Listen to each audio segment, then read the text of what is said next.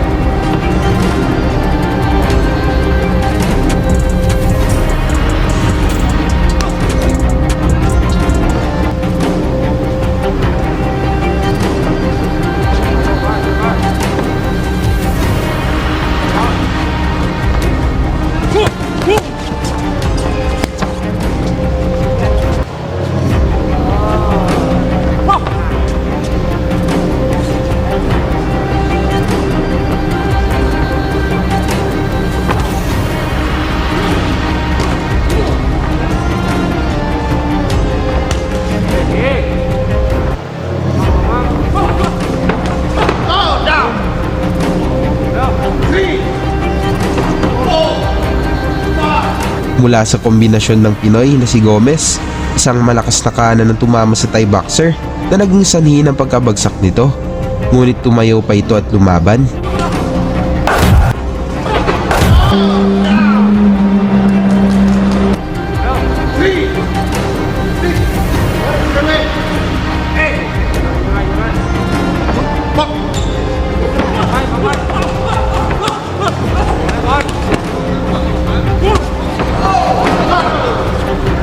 Pinaulan na kagad siya ng suntok ni Gomez hanggang sa bumagsak ulit si Camon at dito na nagtatapos ang laban.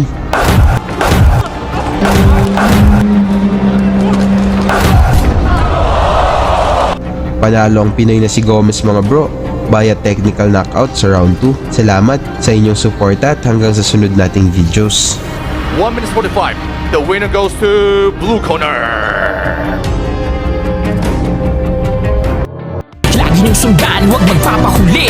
Pag-usapan ay bakbakan, balita niya at laban. Mga Pinoy na di nagpapagapi. Salamat sa mga suporta na lagi nandyan.